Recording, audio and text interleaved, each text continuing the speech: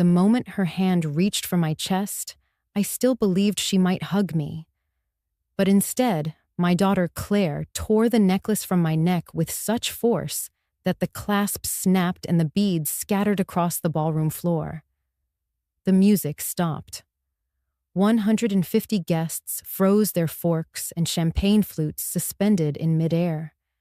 The sound of pearls clattering on marble echoed louder than the string quartet had only seconds before. She stood before me in her wedding gown, eyes sharp as glass, and shouted so everyone could hear, "Give me the deed, mother. The $6 million family hotel belongs to us now. Sign it over." Gasps rippled through the room.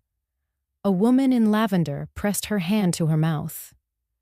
The groom Daniel shifted uncomfortably, but said nothing. And my only child, my daughter whom I had carried through winters of hunger and summers of sacrifice, looked at me as if I were nothing more than a locked vault. "My name is Nora Whitman. I am 74 years old. I have run the Whitman Seaside Hotel for almost 5 decades. It was not just my husband Robert's legacy. It was the beating heart of our family. Every summer, Claire played hide-and-seek between the linen carts and fell asleep in the lobby to the sound of the ocean. And now, on the most important day of her life, she chose to humiliate me in front of 150 witnesses because I refused to hand her the keys to everything.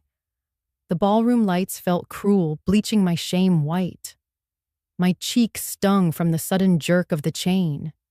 Yet it wasn't the physical pain that hollowed me out. It was the silence that followed. Not a soul stepped forward. Not a friend. Not a cousin. Even Daniel looked away, adjusting his cufflink as if this scene had nothing to do with him. I bent down slowly, gathering the beads of my necklace one by one. My hands shook, but I forced myself steady. I would not weep. I would not break. When I rose, I met Claire's triumphant eyes with a calmness that made her falter for half a second. Then I turned and began to walk toward the doors. Behind me, whispers darted like knives. "Did you hear what she said, $6 million? She ripped it off her own mother. Maybe the old woman really doesn't need it anymore." I kept walking head high, each step measured as though the marble floor itself belonged to me and not to her. When I reached the foyer, I slipped my hand into my small black purse, the same purse I had carried for nearly 10 years, and found my phone. My fingers knew the number by heart. I pressed it, and when the line connected, I whispered, "Michael, it's Nora. I need you at the hotel. Tonight. Bring the papers we prepared. It's time." Michael was my lawyer, the only one besides me who knew the truth that I had been financing Claire and Daniel's debts for years, that without me, they would have drowned long ago. He paused only a moment before answering Mrs. Whitman. "Once we do this, there is no going back. There's nothing left to go back to," I told him. "Come." 30 minutes. I ended the call. Through the heavy doors, I could still hear the muffled music starting again as if nothing had happened. But I knew, I knew that the world inside that ballroom was already shifting. Because when those doors opened again, and Michael walked in with my documents, Claire would no longer be the bride basking in glory. She would be the daughter who had underestimated her mother, and she would collapse in tears. I slipped the broken chain into my purse beads, rattling softly like a warning bell. I drew in one long breath and stepped into the night air. The cool breeze from the ocean stung my face, but it carried with it a strange relief. The tide was turning. Before we continue, let me pause for just one moment.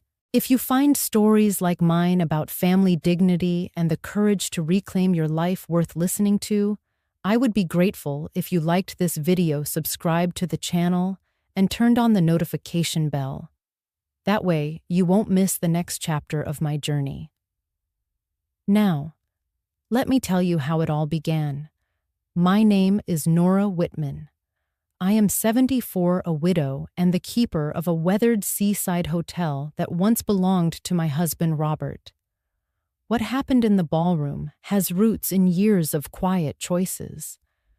A woman builds a roof and hopes her family stays. I have slept more nights in the manager's room behind the laundry than in any suite. I know the rattle of the service elevator. I know which hallway gathers fog at dawn. Robert and I bought the hotel when the paint peeled and the pipes complained. He learned the boilers. I learned the books. We bargained for fish at the pier. We hemmed curtains. We shook hands with contractors who still wore salt on their sleeves. On reopening day, we stood on the steps with a borrowed ribbon and dull scissors. Robert leaned to my ear and said, "Real money is quiet. Noise only invites trouble." He smiled as if fear were just another bill we could pay. The necklace Claire tore from my neck was Robert's wedding gift, a silver chain with a small pearl. Not flashy, not expensive. The kind of thing that lies cool against the throat and feels like a promise. He fastened it our first night and told me to keep it for every storm. I kept it through births and funerals, through lean winters, and the small miracles you see only when you tuck in the last guest and sweep the lobby yourself. People assume a hotel is rooms. It is really rhythms.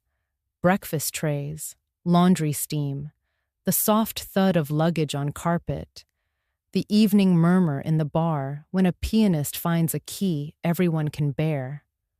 I guarded those rhythms while Robert worked with wrenches below.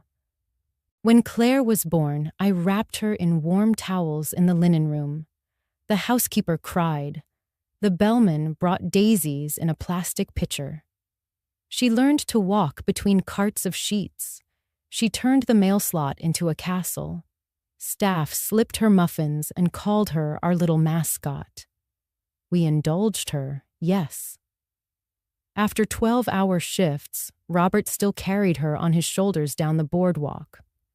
When I balanced the accounts at midnight, I left a chocolate kiss on her pillow. When she wanted ballet, we found room in the ledger for shoes and lessons. Our profits were never glamorous. We used them like a faithful kitchen. Enough soup for everyone. Always one more bowl.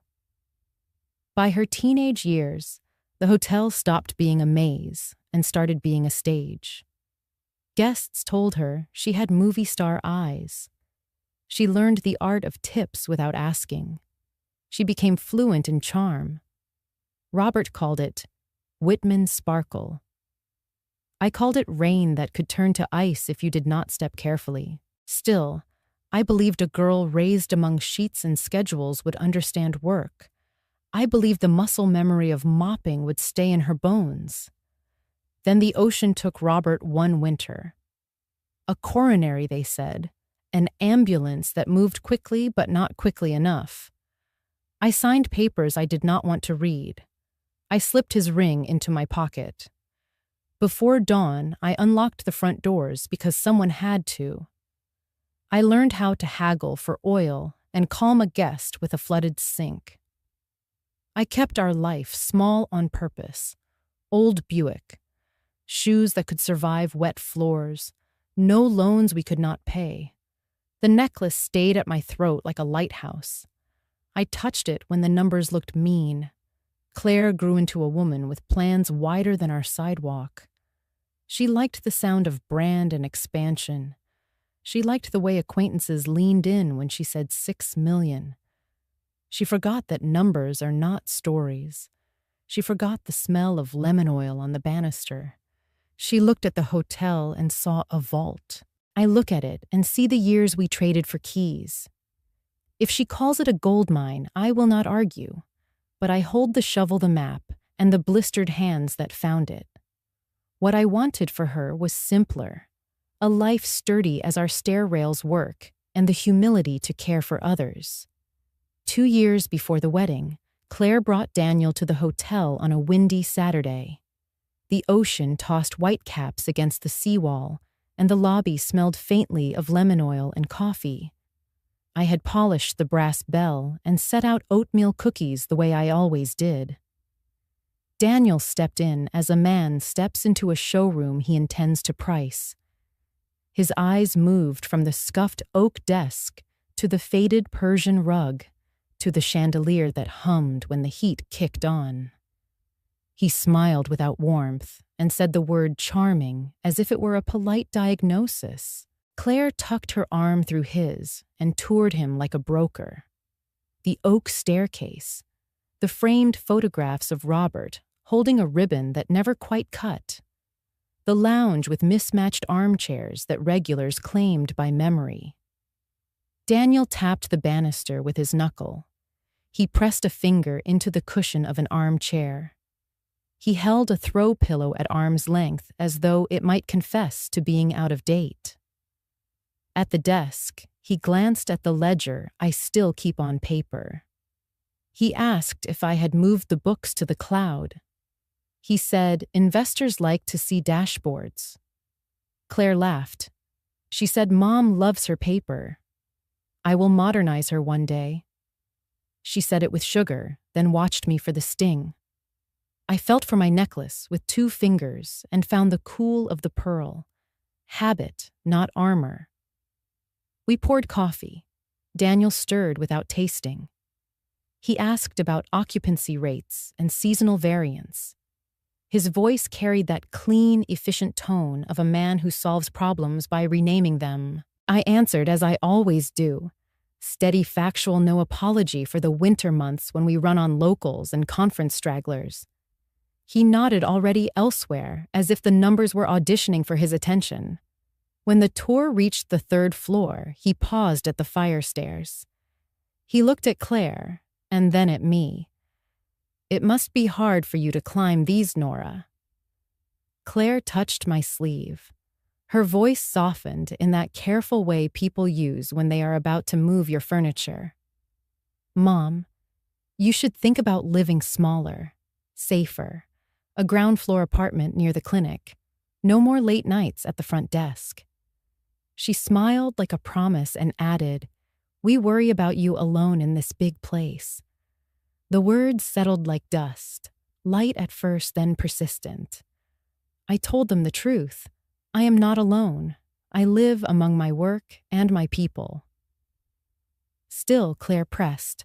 An article from a lifestyle site, a pamphlet on senior communities, a card for a realtor who specializes in downsizing. Daniel took a photograph of the stair landing. He said he loves documenting details.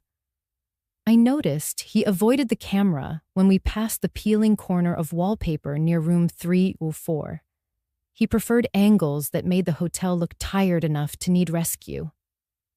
That evening, my sister Anna arrived with a jar of chowder. She is a nurse who has seen too many daughters speak softly while they push. She listened while I recounted the tour, the cloud talk, the safer lines.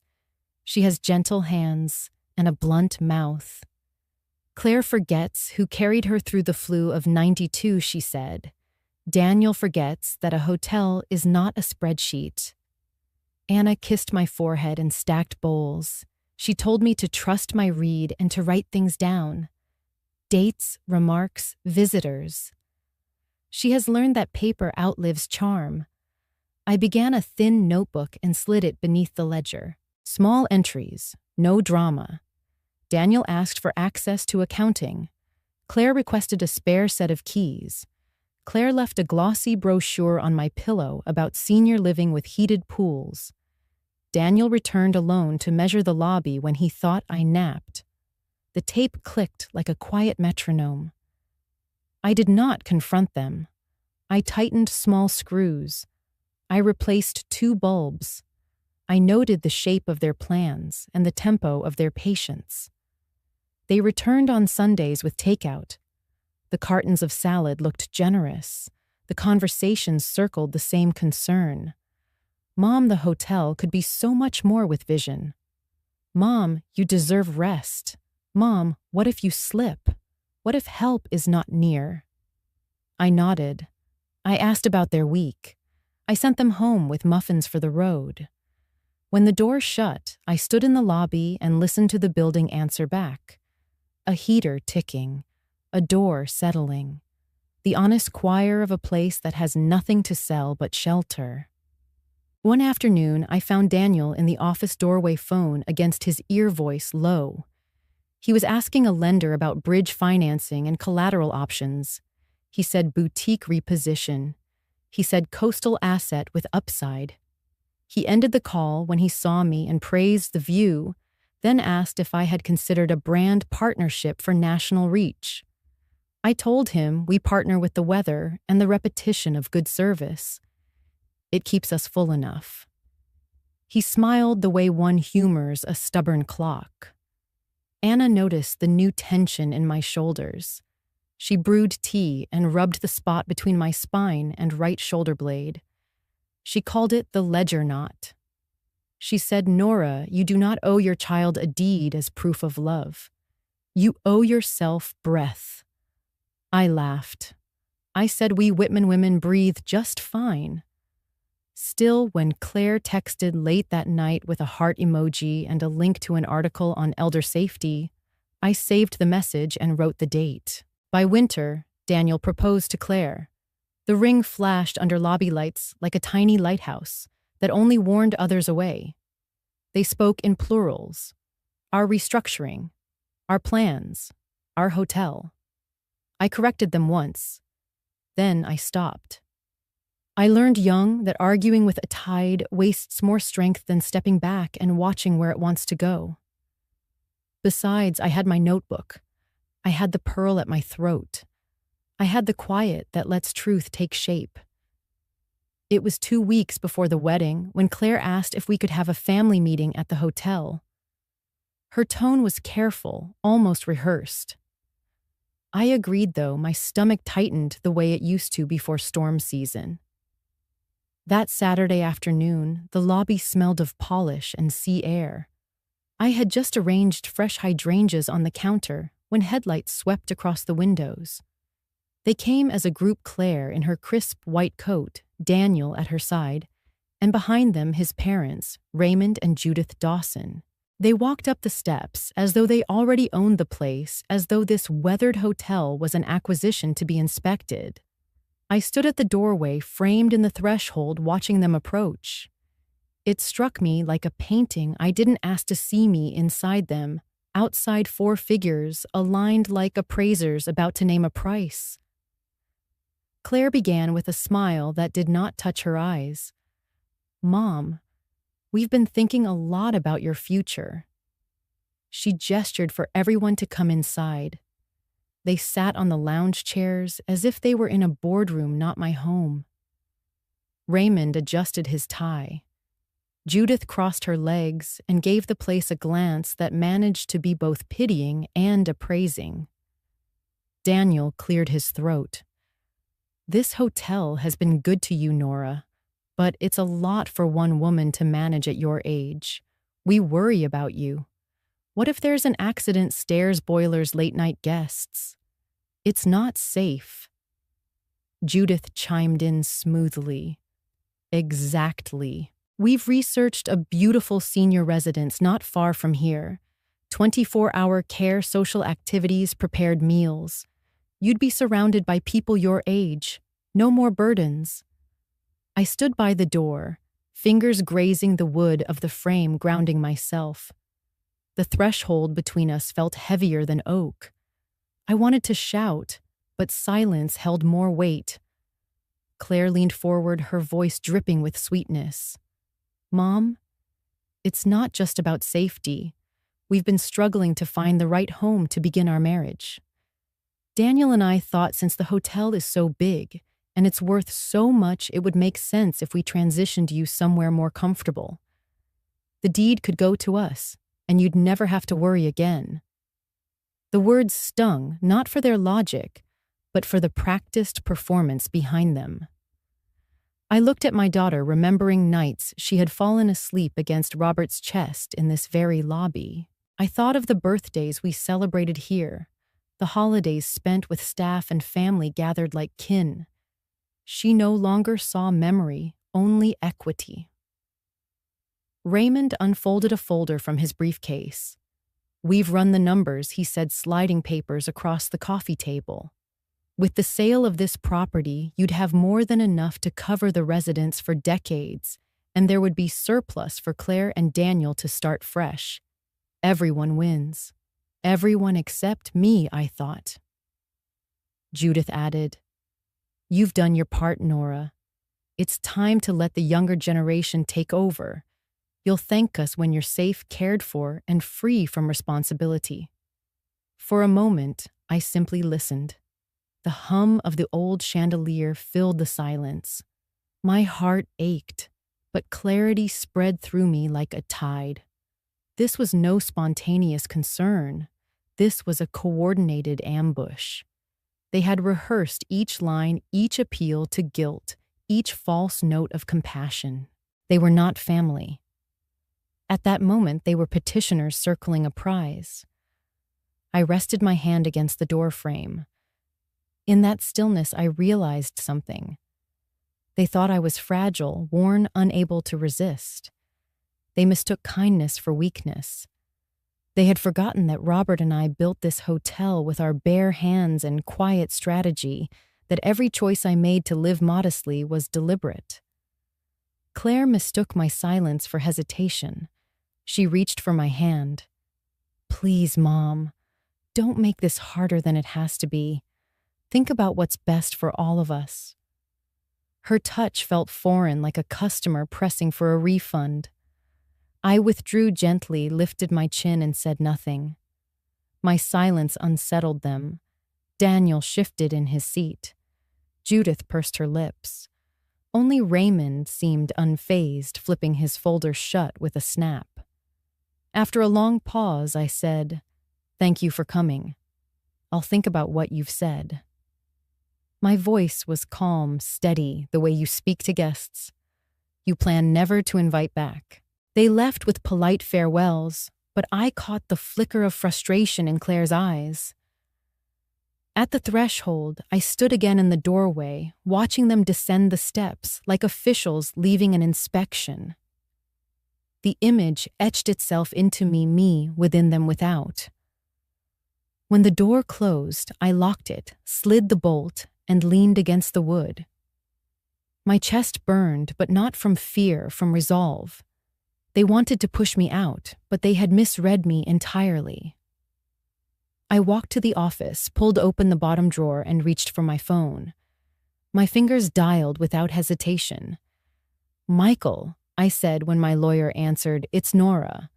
I need you to prepare everything we discussed. Titles, transfers, protections. Keep them ready." He hesitated. "Mrs. Whitman, are you certain?" "Once we act, there is no turning back." I looked at Robert's photograph on the desk, his smile steady, his eyes unshaken. "I am certain," I said. "Not yet, but soon. Just be ready in case it becomes necessary." When I hung up, I unclasped what remained of my necklace and laid it gently beside Robert's photo. The pearl glimmered under the desk lamp like a lighthouse on a stormy coast. My daughter had turned love into leverage, but she had forgotten what Robert once told me: real money is quiet, and quiet money carries the sharpest power. That night, I wrote another line in my notebook: family meeting Dawson parents present. Proposal sell hotel, move me to residence. I said nothing, but I saw everything. The ballroom smelled of roses and champagne. Crystal chandeliers glowed against the gold wallpaper, and the band had just finished a lively number when Claire cleared her throat into the microphone.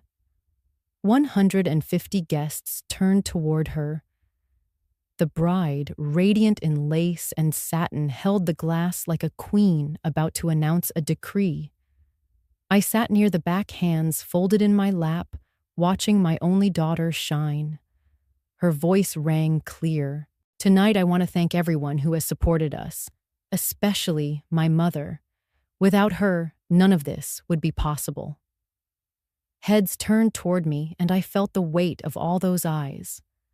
A warm flush rose in my chest, foolish hope for a moment of tenderness. Then she said it. "There is one more gift I need from you, Mom. The deed to the Whitman Hotel. $6 million of legacy that should rightfully belong to the next generation. To us." Gasps scattered like dropped glassware. My breath caught. I searched her face for some hint of jest, but her eyes were sharp, triumphant. Daniel stood behind her, one hand resting on her chair, his smile thin, satisfied. The silence that followed felt colder than the air conditioning. Forks froze mid-air. The violinist lowered his bow. I placed my palm over my necklace, the single pearl Robert had given me on our wedding day, a token of love that had outlived him.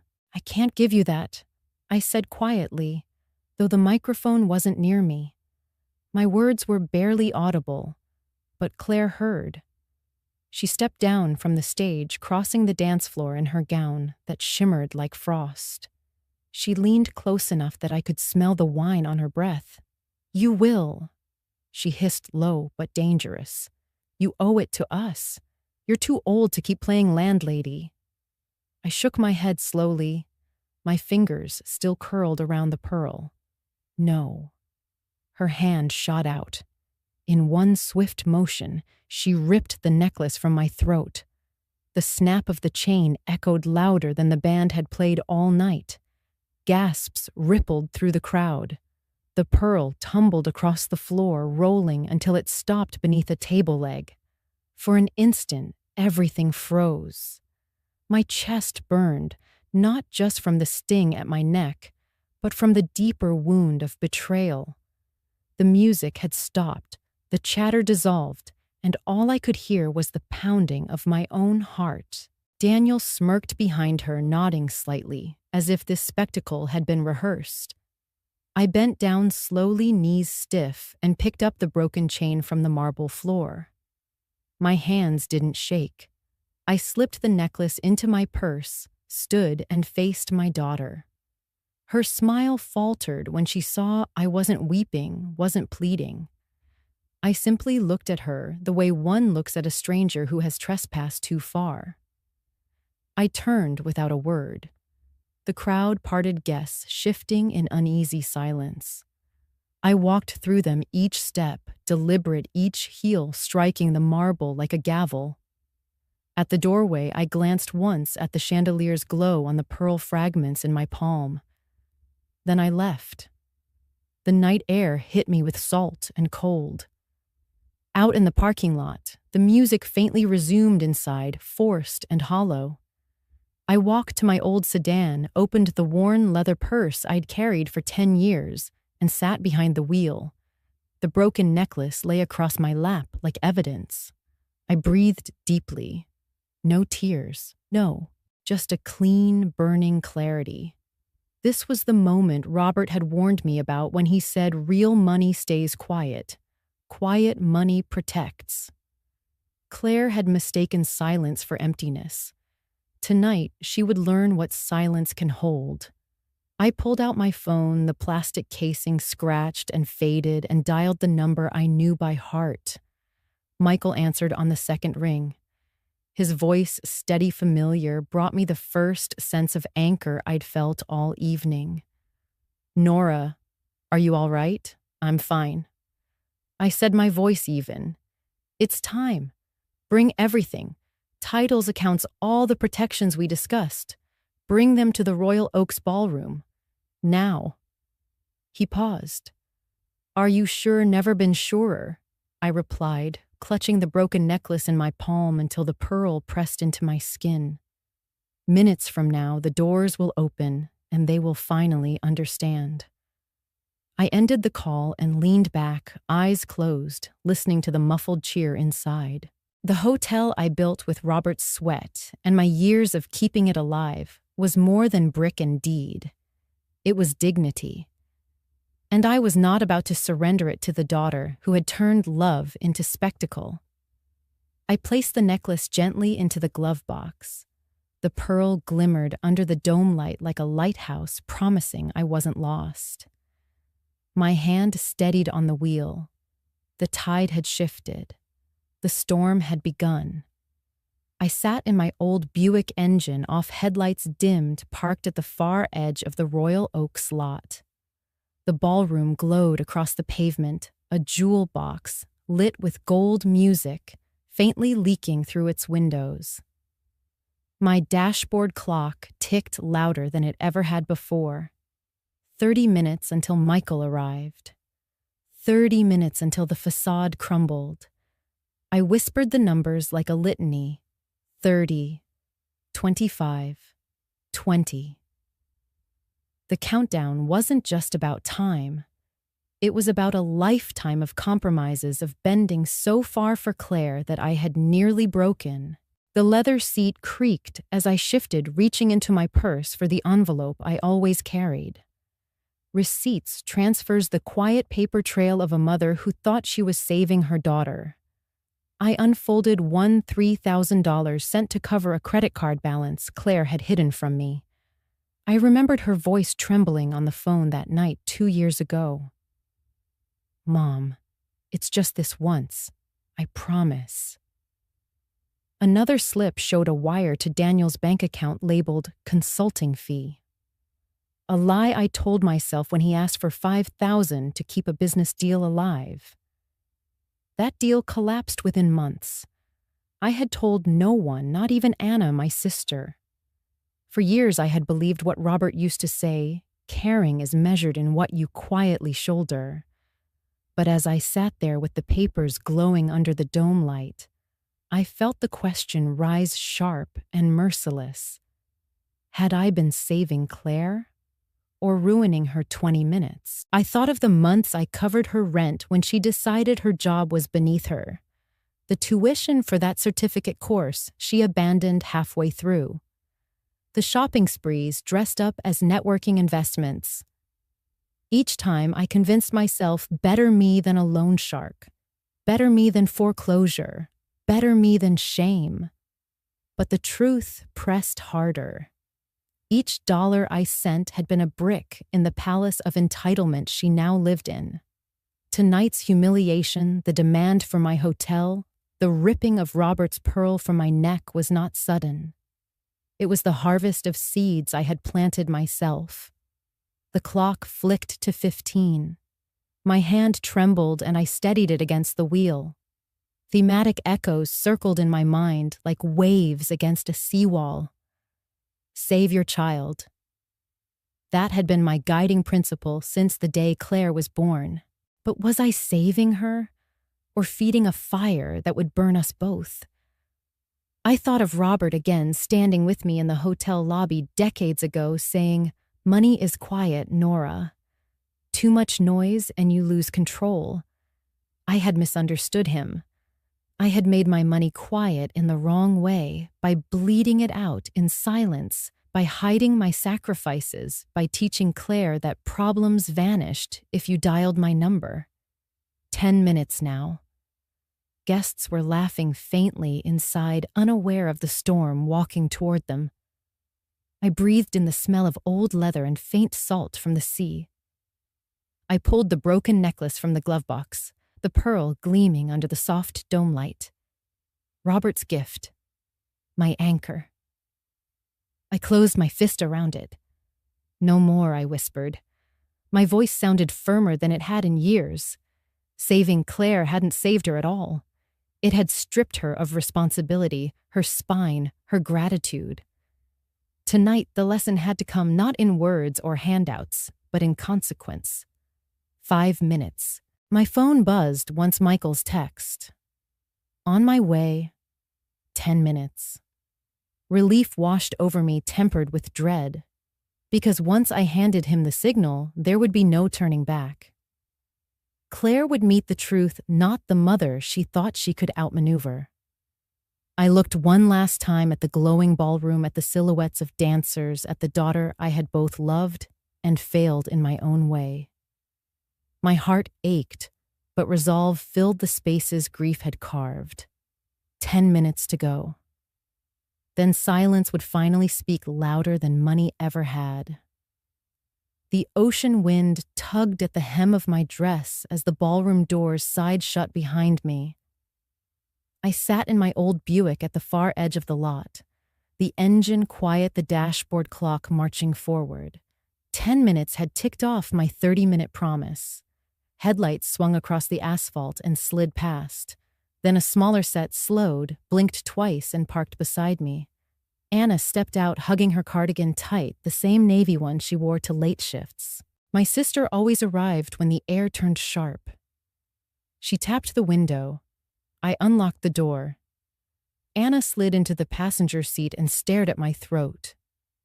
"You're bleeding a little," she said, voice low, clinical, and tender at once. A nurse's reflex. She dabbed the spot with a tissue pulled from her pocket. Her eyes lifted toward the ballroom's lit windows where silhouettes kept dancing as if music could fix what broke. "Nora," she whispered. "I heard her. People are already talking." She swallowed hard. "She's your daughter." I let the words sit between us, heavy as wet rope. Across the lot, laughter rose high and brittle. I reached into the glove box and placed the broken necklace in my palm. The pearl winked back like a stubborn star. "Yes," I said, steady. "She is." The wind rattled the antenna. Anna watched my face for cracks. She has always been the one to hold my hand in hospital corridors and write down what doctors forget to translate. Tonight she waited for me to say what could not be unsaid. "She worries about losing face," I said finally. "I worry about losing myself." The sentence surprised me with its clean edge. Anna closed her eyes, nodding like a witness. "That's the line," she breathed. "That's the truth." She looked toward the ballroom again. "They will spin a story in there. You know that, right?" I nodded. Claire had always been fluent in performance. I had taught her stagecraft by keeping the lights on. For a moment, the car filled with the small sounds that stitch a life together, fabric shifting, the faint click of the clock, our breaths finding the same pace. A picture rose up, uninvited Claire at 6, asleep under the front desk, a crayon held like a flag. Robert carrying her out to watch the lobster boats. I felt my chest tighten. "I keep replaying that girl," I said. "The one who asked me if seagulls ever get weekends off." Anna smiled, soft and sad. "She lived here once," I said. "I do not know where she went." Anna reached for my hand. "Sometimes the kindest thing is to stop making it easy," she said. The nurse gave way to the sister. "Let me be practical. You need documentation. Photos of your neck time-stamped. Keep every message. You taught me that paper remembers longer than people." Her eyes flicked to the envelope in my lap. "Do you have the transfers?" I lifted the flap. Receipts breathed like old leaves. "Years of them," I said. "Too many." Anna nodded. "Good. Bring them to Michael." Guilt prowled the edges of the car, restless. "What kind of mother cuts her child off during her wedding?" I asked. Anna did not flinch. "The kind who has loved her child so completely that she forgot love has boundaries. The kind who learned tonight that survival requires a line." She squeezed my fingers.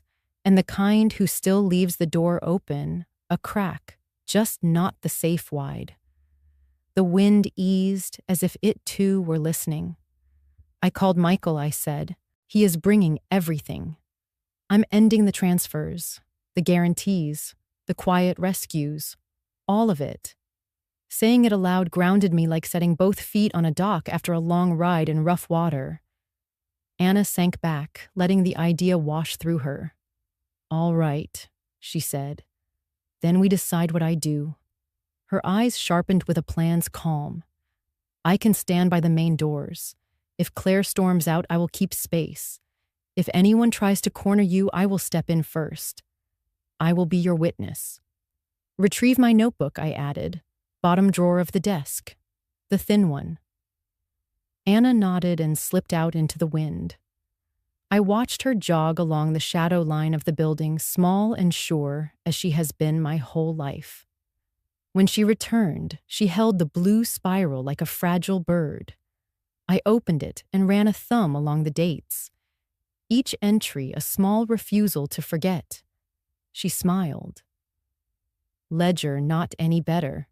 she asked, rubbing the tense spot beneath my shoulder blade. It eased under her hand. "I am afraid I said the way you admit the weather." Anna breathed with me. "Fear is not a verdict," she said. "It's a sign you're standing on your own feet." Her gaze went to the pearl again. "Robert would be proud," she added. I felt that familiar ache, the clean one that does not rot you.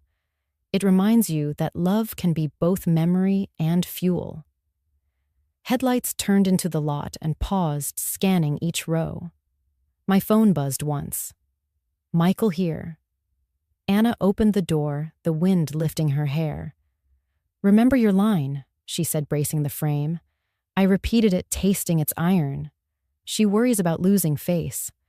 I worry about losing myself. The power in it did not shout. It settled, the kind that does not need witnesses to be real. Anna nodded, fierce and gentle. "Good," she said. "Then let's be the quiet that moves mountains." She slipped her arm through mine, and together we stepped out to meet the lights. Michael's headlights swept across the lot like a lighthouse beam, steady and sure until they landed on my Buick. I exhaled, bracing myself. He parked beside me, and the familiar squeak of his door carried more comfort than I expected. My lawyer, my old friend, the one man who had seen me at both my weakest and my strongest, stepped out holding a leather briefcase that looked heavier than its size suggested. He tapped on the window, and when I lowered it, he leaned down. "Mrs. Hughes," he said softly, then corrected himself with a small smile. "Nora, are you ready?" I opened the door and stepped into the cool night. Anna stood just behind me, her arms folded against the chill. Michael straightened his tie, though he didn't need to. His presence always carried the scent of order ink paper procedure. He lifted the briefcase, setting it gently on the Buick's hood. The ballroom behind us throbbed with muffled music, but here in the shadows, the world belonged to the three of us. I prepared everything he said, opening the case with a neat click. Inside folders lay stacked like bricks in a wall. He pulled the first one free and laid it flat. "Notice of cancellation for your daughter's lease guarantee. Effective immediately." His voice was calm, professional, but I could hear a thread of regret beneath it. I held the pen he offered my hand, trembling. For years, my signature had been her lifeline, the invisible ink underwriting Claire's comfort. Tonight, it would become her undoing. I signed my name, slowly, the N curling with finality. When I lifted the pen, I felt a strange lightness in my chest. The second folder appeared. "Automatic transfers," Michael explained. "All the monthly deposits you've been making into their accounts, rent, credit cards, discretionary payments. We'll stop them at the bank tonight. The standing orders will be erased." I stared at the numbers printed neatly in rows. 4,000 here, 500 there.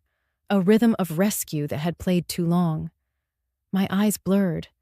"It looks so clinical on paper," I murmured, as if kindness could be reduced to digits. Michael met my gaze. "Kindness is never wrong, Nora, but boundaries protect kindness from becoming fuel for greed." I signed again, my hand steadier now. Each stroke of the pen felt like sewing a seam closed. The third folder was heavier. Michael tapped the header, "Revocation of Event Guarantee." He looked toward the glowing ballroom. "This covers tonight's expenses. Without your backing, the bill becomes theirs. It will hit them before the cake is even cut." Anna made a small sound in her throat, something between pity and satisfaction. I swallowed hard. The thought of guests stranded of whispers spreading it wasn't revenge I wanted. It was clarity. Still, I signed. Michael carefully stacked the completed documents, sliding each into a fresh envelope. "We'll courier these tonight," he said. "By morning, their world will look different." The papers rustled crisp against the Buick's metal. In that sound, I heard something I hadn't felt in years' power. Not the cruel kind that flaunts itself, but the quiet power of truth documented, stamped, notarized. Paper doesn't forget. Paper doesn't bend to tantrums. Paper, I realized, was justice. I pressed my palm flat against the final folder. Robert used to say money talks loud when it wants attention. But real money, I whispered, does its work in silence. Michael nodded, his expression softening. Robert was a wise man, and you've honored him tonight.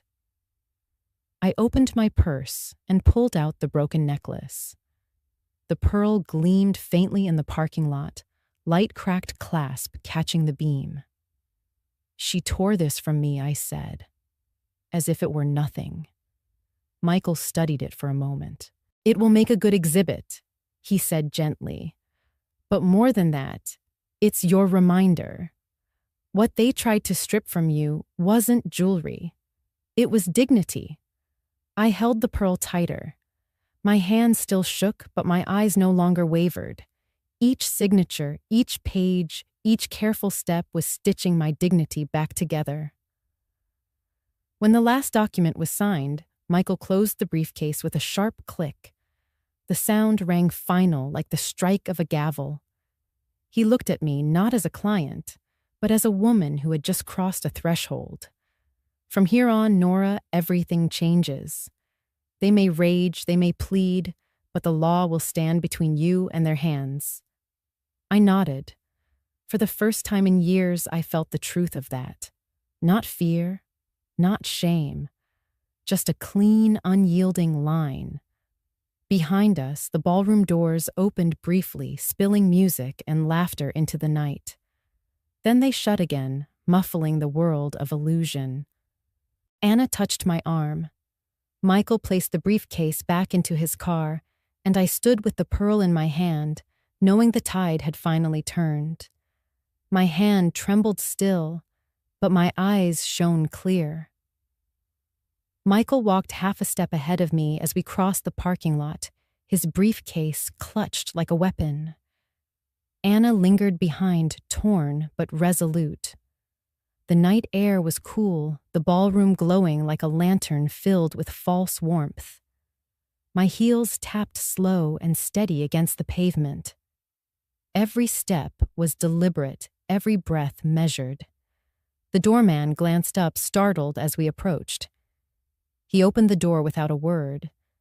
Music rushed out, bright and hollow, colliding with the silence I carried in my chest. Inside the ballroom pulsed with chatter and clinking glasses. A photographer snapped pictures near the cake, while Claire twirled in her gown at the center, radiant under chandeliers. For a moment, no one noticed me. Then whispers rippled, heads turned, and a hush spread like a dropped curtain. Claire's eyes locked on mine. They widened, then hardened. "You came back," she hissed, her voice sharp enough to pierce the hush. "Haven't you embarrassed me enough for one night?" Daniel hovered at her shoulder, pale but silent. His parents shifted uneasily at their table as though sensing the storm to come. Guests leaned forward, phones already rising, discreetly hungry for spectacle. Michael cleared his throat, his voice even. "Ladies and gentlemen, I apologize for interrupting this celebration. But there are urgent matters that must be addressed involving financial guarantees attached to this event and to the couple you see before you." Gasps fluttered through the room. Claire laughed too loudly brittle. "This is ridiculous. He's my mother's lawyer, always meddling." "Ignore him." Michael set his briefcase on the nearest table and opened it with a precise click. He withdrew a sheaf of papers and held them high. Effective immediately, he said, his tone carrying the weight of law. Mrs. Hughes has rescinded all financial guarantees connected to her daughter Claire Dawson and Mr. Daniel Grant. The words landed like thunder. The DJ cut the music without being asked. Silence pressed in, broken only by the whir of cameras as guests recorded every second. Claire's laughter cracked into shrieks. "What are you talking about? She can't just... She promised. She's my mother." I stepped forward, my voice quiet but clear. "I am your mother, Claire, not your bank." The room trembled with murmurs. My words hung heavier than any shout could have. Claire blinked at me, stunned, as if she hadn't recognized me until that moment. Michael unfolded the first document, reading aloud. "Lease guarantee revoked. The apartment you occupy under your mother's credit is now subject to termination within 30 days unless you secure your own guarantor." Daniel staggered back a step, his hand tightening at his collar. The color drained from his face. Guests whispered, some with sympathy, others with satisfaction. Claire lunged forward, clutching at the paper. "No, you can't." Michael smoothly pulled it away. "Additionally, all monthly transfers provided to you totaling $48,000 over the last 3 years are hereby terminated, effective tonight." A gasp swept the crowd like wind through dry leaves. Phones caught the numbers, the astonishment, the cracks forming in Claire's perfect world. I held her gaze. My voice trembled only slightly. "I gave and gave, hoping you'd see love in it. But all you saw was leverage." Claire's hands shook. "You don't understand. We needed it. Daniel's business, your greed," I said quietly, "is not my burden." Michael laid the final document on the table. The guarantee for this very evening, covering $53,000 in event expenses, has also been rescinded. The venue management will require immediate payment from the Dawsons or the Grants to continue hosting this reception. The effect was instant. Guests shifted, some edging toward the doors. A waiter froze mid-pour, glancing toward the manager at the back. The air thickened with dread. Claire's scream cut through it. "You're ruining my wedding." Her voice broke shrill, carrying both fury and fear. "In front of everyone, how could you?" I didn't raise my voice. I didn't move closer. I simply stood, pearl necklace clutched in my palm, and said, "You ruined it yourself when you tore this from me. You thought you were taking jewelry. What you ripped was the last thread of respect." Her knees buckled, and Daniel grabbed her arm. She collapsed into a chair, sobbing, mascara streaking her cheeks. Guests whispered louder now, their faces lit by phone screens. Some looked at me with pity, others with admiration. The story was already escaping this room, bleeding into the world beyond. I turned to Michael. "That's enough." He nodded, gathering the papers back into the case. The ballroom manager stepped forward, his expression tight. The murmurs swelled. Claire covered her face. Daniel's jaw clenched, his future unraveling in real time. I took one step closer, only so my words would be caught clearly on every recording device. "I am your mother, Claire. But a mother is not a bank, not a deed, not a vault. A mother is flesh and spirit, and you chose to forget that." Silence followed. No rebuttal, no justification. Just the sound of my heels as I turned away. Behind me, the ballroom erupted into chaos, cries, protests, questions, but I didn't look back. I walked out with Michael at my side, Anna close behind the broken necklace, still burning cold in my palm. For the first time that night, I felt taller than the chandeliers. 3 days passed, and the echoes of that night had already shifted into consequences. I didn't have to chase news. It arrived at my doorstep in whispers, in forwarded messages, in the hollow silence of a phone that wouldn't stop buzzing. Claire and Daniel had been evicted from their apartment that morning. The landlord wasted no time after Michael's notice. Their belongings, expensive but unpaid for, had been carried down to the sidewalk in cardboard boxes. A neighbor sent me a photo. Claire in her wedding dress, crumpled and streaked with dirt, arguing with the super as Daniel tried to wave off the cameras pointed at them. The unpaid wedding bills surfaced next. $53,000 owed to the ballroom, $22,000 to the florist, $10,000 to the band. Numbers that had once been invisible, hidden under my silent guarantees, now stared them down in black ink. I imagined them unfolding each invoice, the red past due stamp bleeding across the paper like a wound. My phone told the rest of the story. The first texts came angry. "You humiliated us. You'll regret this." Then came the bargaining. "If you just reinstate the transfers, we can fix this before it gets worse." By the second day, Claire's tone shifted to pleading. "Please, Mom, it was a mistake. I didn't mean to grab your necklace. I was upset. We can move past this." The next morning, threats returned. "Daniel says he'll sue you. He'll make you legally incompetent. Everyone saw how emotional you were that night." Each message lit up my screen, but I didn't respond. My silence was not cruelty. It was boundary. For the first time in years, I didn't rush to cushion their fall. I let gravity do its work. In the evenings when the noise of their desperation weighed too heavily, I found myself holding the broken necklace.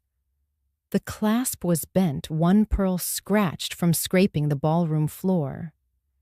It looked fragile, almost useless. Yet I couldn't bring myself to hide it away. Instead, I carried it to a small jeweler tucked between a bakery and a dry cleaner. The man behind the counter, gray-haired and gentle, studied the damage. "This can be mended," he said softly, "but it will leave a line here, a faint scar." I nodded. "That's fine. I don't need it perfect. Just whole again." When I returned 2 days later, the necklace rested in a velvet box. The pearls gleamed as they always had, but the clasp bore a thin solder mark, delicate yet visible if you looked closely. I ran my thumb over it, feeling the seam a quiet testament. I wore it that evening while watering the plants on my balcony. The scar did not diminish the necklace, it deepened it. It was no longer just a symbol of my wedding day, of Robert's steady hands fastening it around my neck. It was also a reminder that broken things could be restored, not erased, but carried with honesty. As the sun set, painting the sky in bruised purples and fading gold, my phone buzzed again. "Claire, please, just answer me. We're sleeping at Daniel's parents'. They don't want us here. I don't know what to do. You're my mother." I set the phone down on the railing, the screen glowing, unanswered. I looked at the necklace's small scar and let the silence fill me, not as emptiness, but as peace.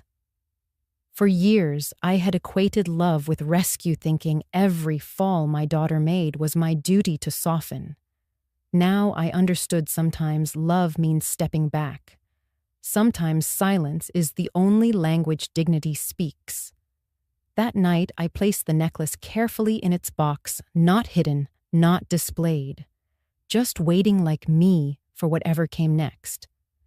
The envelope arrived on a gray Tuesday morning, slid under my apartment door with a heavy thud. At first, I thought it was another wedding bill redirected my way. But when I bent down and saw the court seal in the corner, my stomach sank and steadied at the same time. I knew before I opened it. Claire had filed a petition. She was asking the court to declare me legally incapacitated, incapable of managing my own affairs. I unfolded the papers slowly, each page smelling of toner and fresh ink. The language was cold clinical. Respondent Nora Whitmore, 74 years of age widow, subject to erratic emotional behavior and irrational financial decisions. She and Daniel had signed affidavits backed by statements from a handful of wedding guests who claimed I had caused a scene in the ballroom. The words on the page tried to reduce my life, my choices, my dignity into a caricature, a senile old woman lashing out. I sat at the kitchen table, the morning light pooling across the wood. For a long moment, I simply breathed. My first instinct should have been panic. Instead, calm spread through me like warm tea. I whispered it aloud, tasting the words, "Let them try." Michael arrived within the hour, as if he had been expecting this move. He set his leather briefcase on the table, opened it, and slid the petition beside his own stack of files. His silver hair caught the sunlight, his eyes sharp, but not unkind. "They're going for the nuclear option," he said evenly. "It's predictable. People like Claire and Daniel, when money dries up, they don't retreat. They escalate." I folded my hands.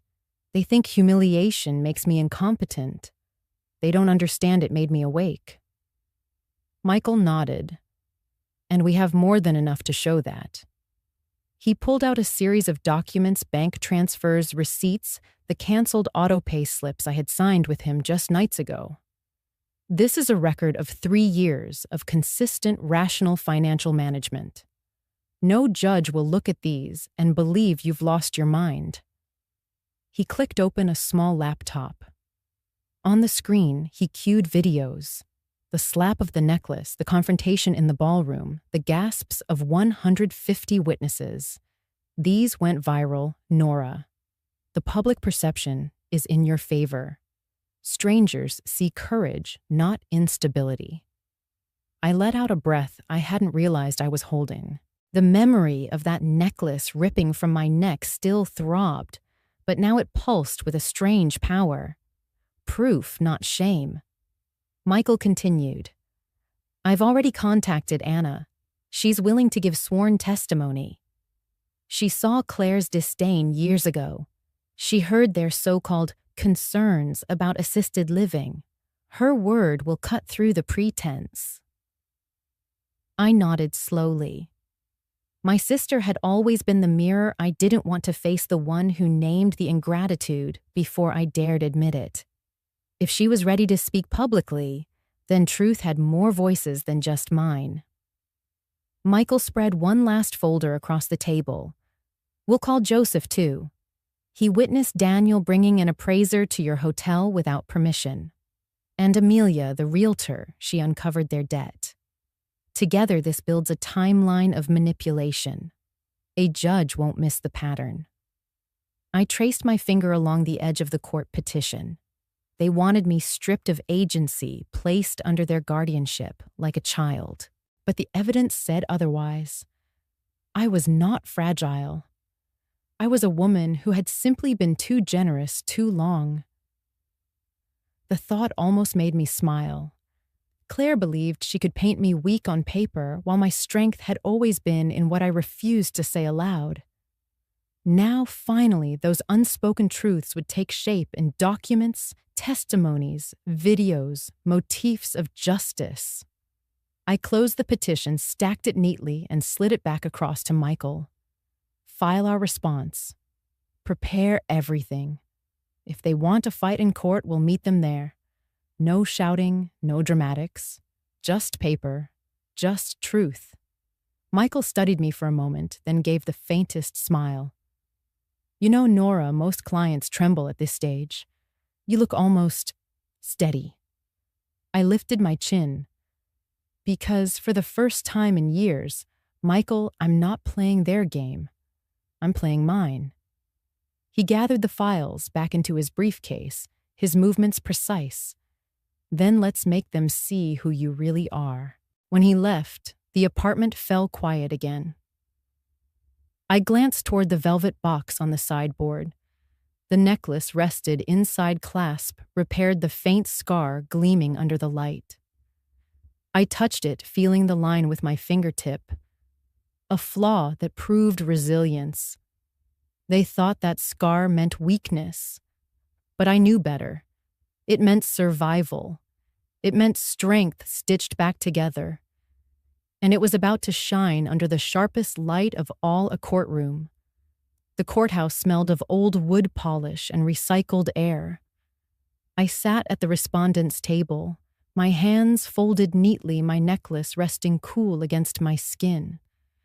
Claire sat across from me with Daniel at her side, both dressed in muted grays as if costuming themselves for virtue. Their lawyer, a man with slicked hair and a smile too wide, shuffled papers theatrically, as though truth lived only in his folders. When the judge entered, everyone rose. I kept my gaze steady, not on the bench, but on Claire, her lips pressed into a thin line when she caught my eyes. For a flicker of a second, I saw the little girl she once was sulking when told no. But then it vanished, replaced by the woman who had yanked the necklace from her mother's throat in front of 150 guests. Their lawyer began. "Your Honor, this case is about an elderly widow who has lost her ability to make rational decisions. My clients Claire Whitmore and her husband Daniel seek only to ensure her safety.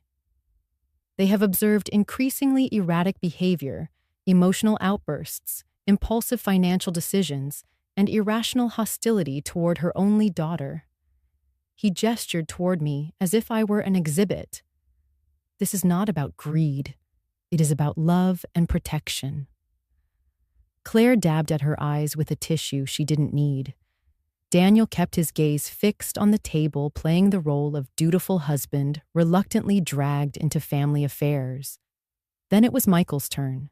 He rose calmly, no theatrics, only that steady voice that always reminded me of Robert's.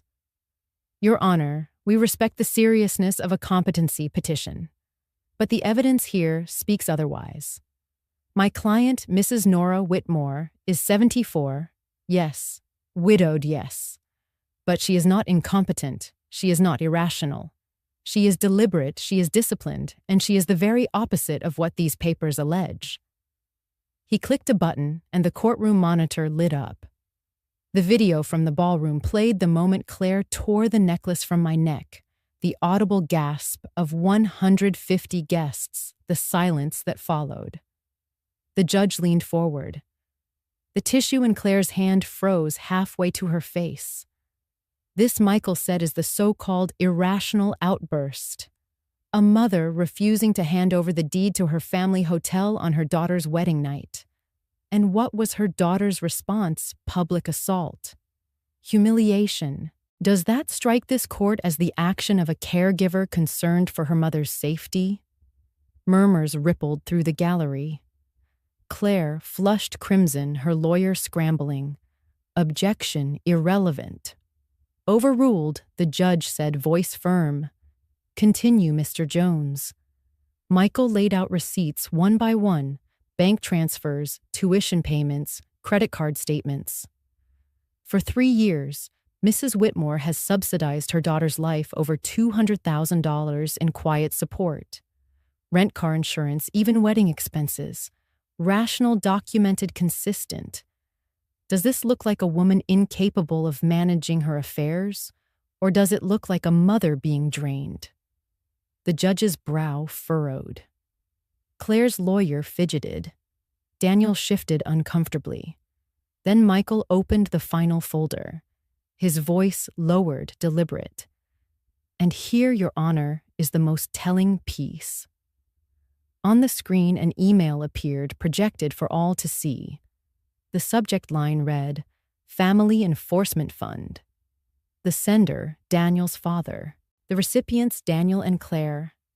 Michael read aloud, "If Nora resists, we must establish a fund to cover legal costs for compelling her transfer." Claire continued pressing the assisted living angle. Judges respond well to safety arguments. The courtroom fell silent. Every word of the email landed like a hammer. Claire's eyes widened, darting to Daniel, whose face had drained of color. The judge's gavel tapped once. "Is this authentic?" the judge asked. "Yes, Your Honor," Michael replied. Subpoenaed from the Dawson family server, verified by a forensic technician. This was never about care. It was a coordinated financial strategy. The judge turned to Claire. "Do you deny sending or receiving this?" Claire opened her mouth, closed it, then whispered, I didn't mean answer yes or no." "Yes," she said, finally voice breaking. Daniel buried his face in his hands. The judge leaned back, exhaled. "This petition is denied. Not only do I find no evidence of incompetence, I see troubling evidence of attempted financial exploitation. I am referring this file to the District Attorney's Office for investigation into potential elder abuse and financial coercion." A gasp swept the courtroom. Claire's lawyer sputtered about misunderstandings about family disputes exaggerated in the heat of emotion. The judge silenced him with a single glance. I sat very still. I hadn't needed to raise my voice. I hadn't needed to beg. Justice had spoken through paper, through video, through the quiet accumulation of truth. As we stood to leave, Claire looked at me with eyes full of panic. "Mom, please," she mouthed. For the first time, I felt no compulsion to soften. I simply shook my head. Outside the courtroom, Michael placed a hand lightly on my shoulder. "It's over," he said. "No," I replied softly, watching sunlight spill across the marble floor. "It's only begun. Now they face the cost of what they tried to take." The courthouse steps were crowded with people spilling out into the late afternoon sun. Some lingered to whisper. Others hurried away, eager to shake the dust of family shame from their shoes. Claire stood off to the side, face streaked with mascara, clutching Daniel's sleeve like a child afraid of being left behind. He avoided her eyes, shifting his weight as though the marble beneath him burned. I walked past them without a word. Not triumphant, not vengeful, just steady. My shoes clicked against the stone, the sound louder than I expected, like punctuation in a sentence no one wanted to read aloud. For a moment, I thought Claire might call my name, but she didn't. She wept quietly into the tissue crushed in her palm, and Daniel turned his back to me.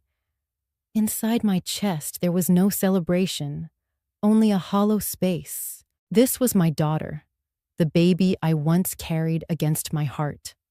The girl I braided ribbons into for Sunday school. The young woman I had believed would carry Robert's steadiness forward. Now she was also the woman who had torn the necklace from my neck, the key vat of my marriage, the last piece of Robert's hands on mine. Both truths lived inside her. Both truths lived inside me. That night, the hotel was unusually quiet. Guests had checked and the lobby lamps glowed, but I barely noticed the rhythm of the place I had kept alive for decades.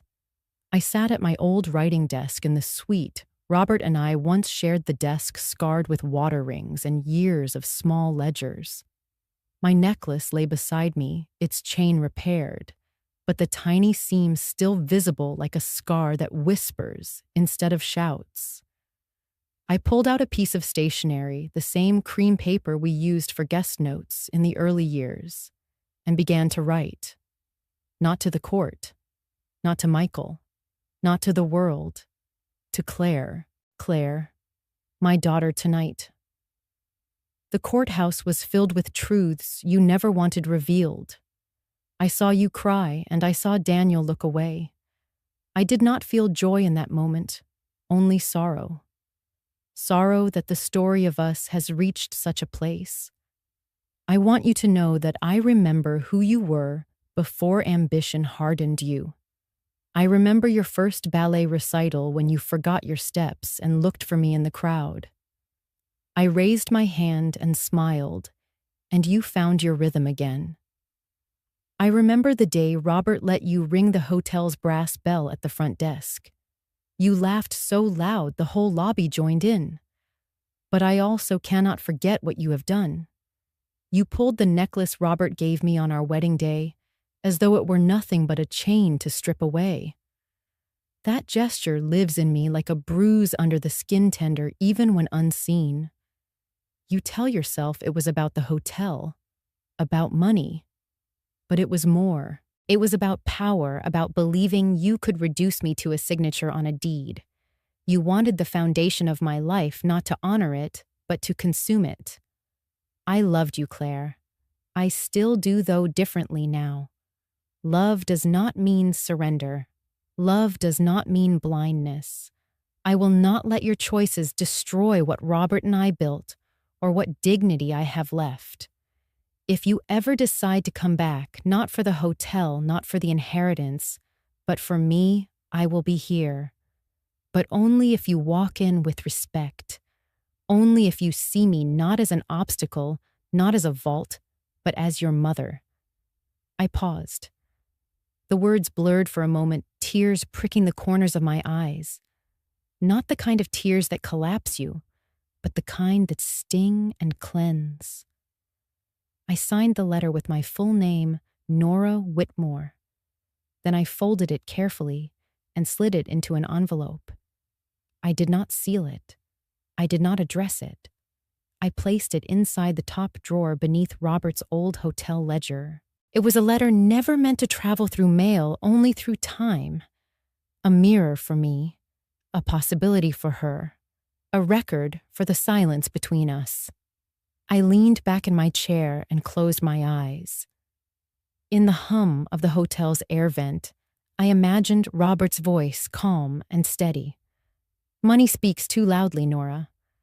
But love whispers. Sometimes so quietly, you only hear it when the room is still. The room was still, and I listened. The week after court, the hotel no longer felt cavernous. It felt like a home again, not because Claire was gone, but because Anna arrived. My sister carried 2 suitcases and a grocery bag filled with her favorite teas. She set them down in the small apartment adjacent to mine once used for visiting staff. "If you don't mind," she said, though we both knew it wasn't a question. I minded nothing. For the first time in years, I didn't eat breakfast alone. Anna fussed over my coffee, always too weak for her taste, and insisted on scrambling the eggs herself. We argued in that gentle, familiar way that makes you smile even as you scold. When she caught me staring too long at the necklace scar, she just shook her head. "It's a mark of survival, Nora, not a wound." Michael stopped by often.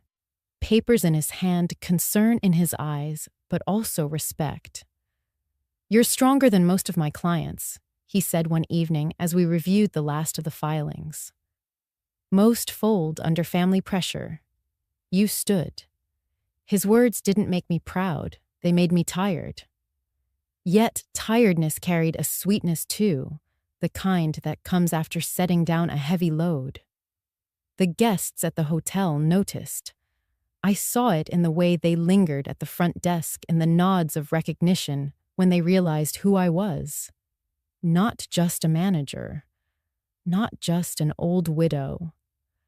A woman who had walked back into a ballroom with her dignity intact.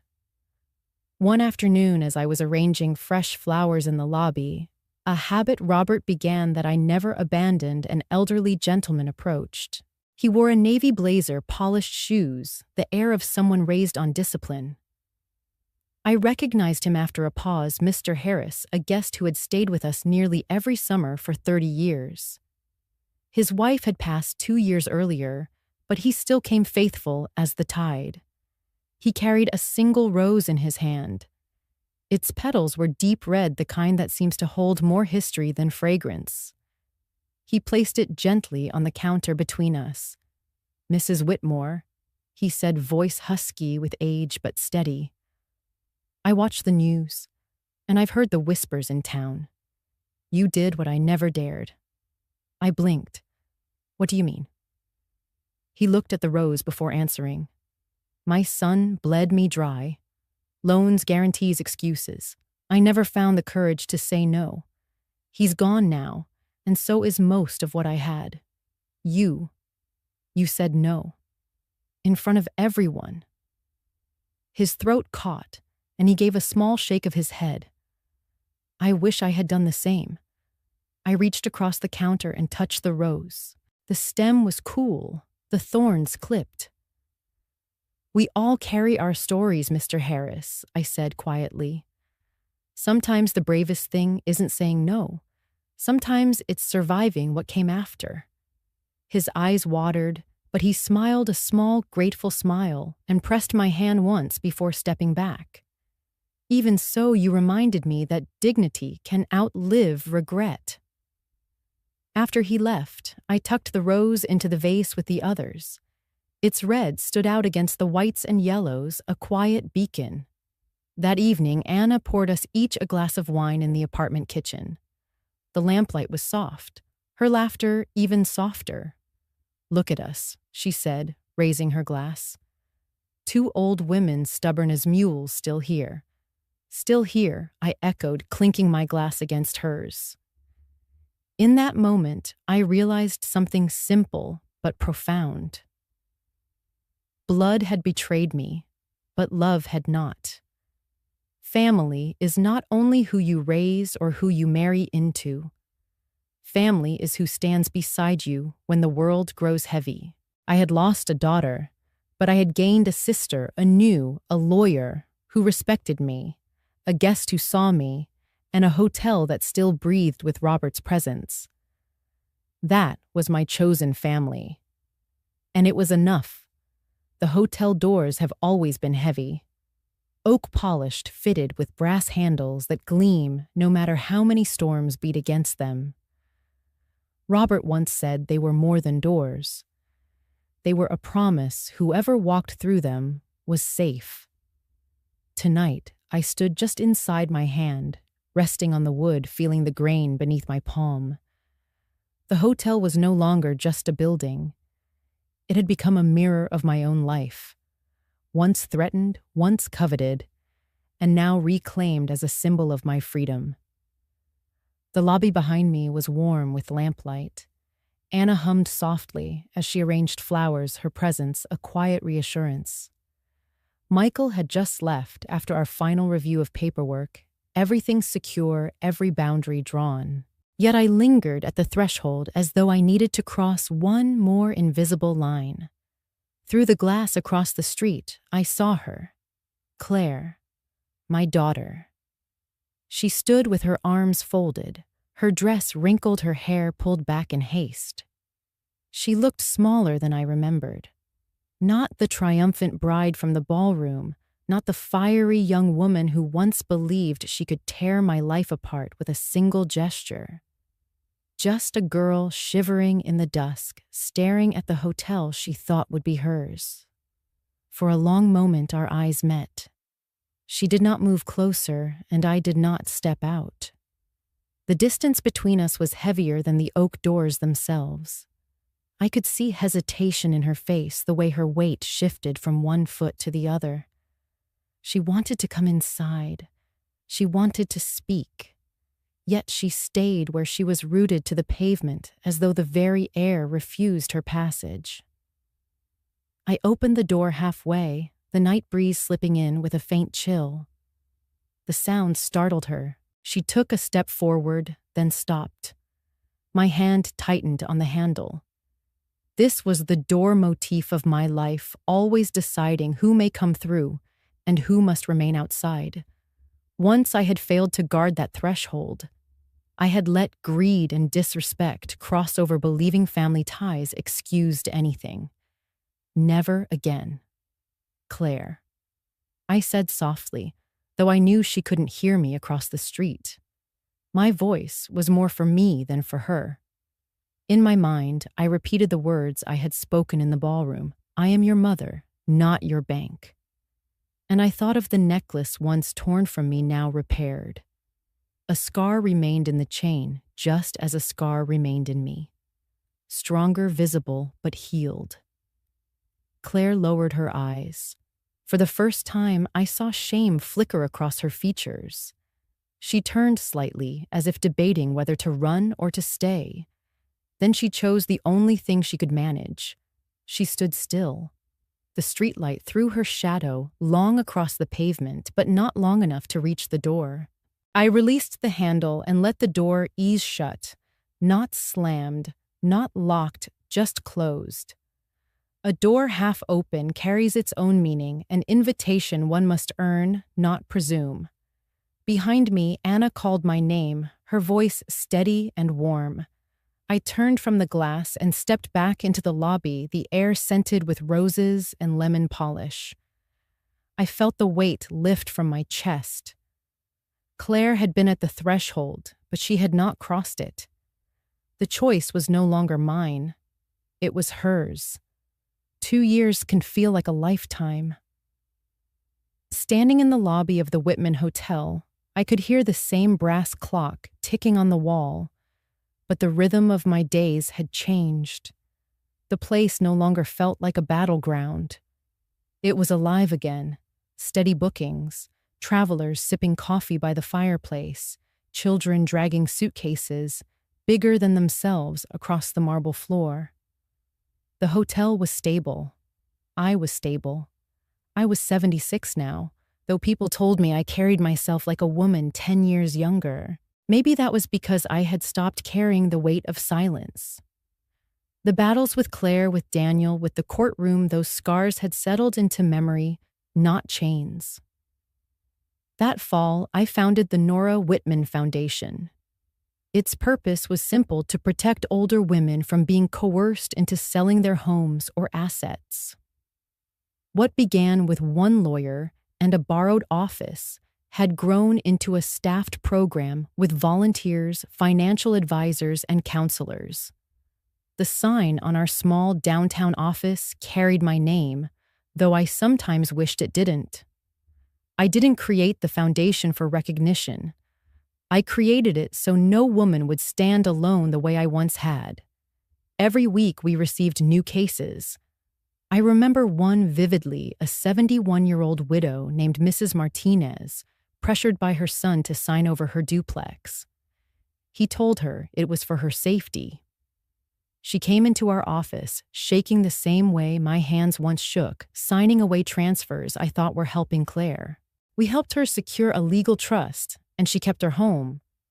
She later wrote me a note that said, "You gave me back more than a roof. You gave me back my spine." Another case was Mrs. Green, 68, who discovered her daughter-in-law had been secretly forging her checks. When we presented the evidence in court, Mrs. Green wept as the judge ruled in her favor. "I thought nobody would believe me," she said. I put my arm around her shoulder and whispered the words I once whispered to myself. We are not invisible.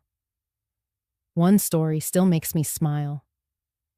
Mr. Harris, the retired teacher, who once handed me roses in the parking lot. He became one of our first donors. He told me his wife had been forced into selling her family's farm years ago under pressure from relatives, and he regretted not fighting harder. "You did what I couldn't," he said. "At least now someone else will be spared." His donation funded free consultations for 20 families that year. Sometimes late at night, I would sit in my office with a cup of tea and look at the photographs pinned to the bulletin board faces of men and women who had walked through our doors, frightened at first, then stronger, more upright. It reminded me that justice is rarely loud. Often it's paperwork. Often it's a quiet refusal to yield. The accountability montage of these years played in my mind like a film reel.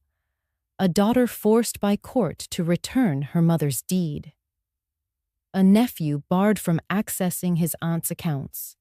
A granddaughter apologizing publicly after spreading lies to declare her grandmother unfit.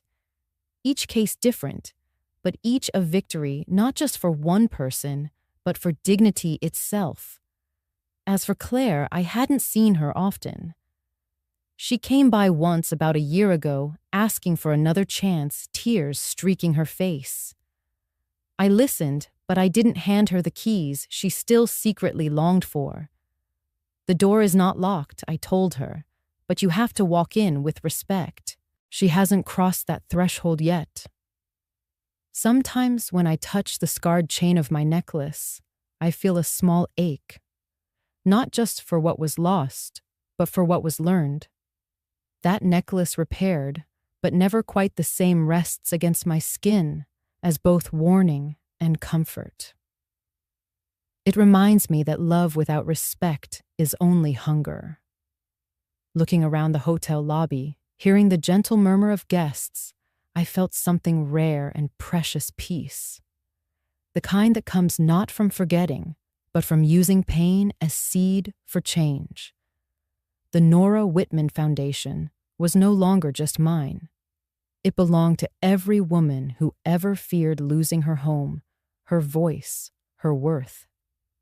And as I locked the office that evening, I whispered the quiet truth that had carried me through these 2 years. It is never too late to reclaim yourself. 2 years teach you which silences are peaceful and which are dangers in disguise. Claire has not come back. She surfaced now and then as a voice through my phone, a plea with a deadline. The messages followed a familiar curve, anger, bargain, confession, demand. Mom, it's temporary. Just a bridge. Daniel is between projects. The reasons changed.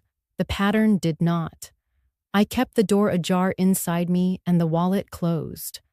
When I answered at all, I said the same sentence, I won't fund your choices. If you want me, come without a price tag. Then I hung up and stood by the window until my breath returned. Saying no did not feel heroic. It felt like rehab for the heart. Sometimes guilt tried its old tricks, slipping in at night like a draft. The moral math never balanced cleanly. She is my child, the whisper said. Then the counterweight. She is also the woman who ripped Robert's necklace from my throat. Both truths lived inside me. I did not choose between them. I carried both and let them teach me patience without amnesia. Anna guarded the boundaries when my resolve thinned. If a late text left me shaky, she poured tea and read the letter I never mailed, the one tucked beneath Robert's ledger. This is your compass, she would say. Michael checked in after hearings for other women we helped, always ending with the same reminder. Mercy isn't money. Mercy is clarity. I repeated it like a psalm for the practical. Work filled the rooms that worry used to rent. The foundation grew. The hotel breathed. Guests returned. On quiet mornings, I polished the brass bell and thought of Claire at 6 coloring behind the desk, her feet barely touching the floor. Memory is not a contract. It proves a moment once existed. You don't hand over the house because the picture is sweet. Twice Claire called from numbers I didn't recognize. Twice I answered. She spoke fast. It's different now, Mom. I've learned. Just 5,000 to reset things. The second time she added, if you love me, you will. I let the silence stretch. I do love you, I said. Enough to stop paying for harm. She hung up hard. I placed the phone face down and traced the small solder mark on my necklace until my pulse settled. I still stand at the hotel doors some evenings, letting the ocean wind move the glass. Across the street, I sometimes imagine a figure hesitating in the dusk, unsure whether to cross. I keep the literal door closed at night. The symbolic one remains what it must be, half open. One day, if you knock like someone who knows respect, I will turn the handle.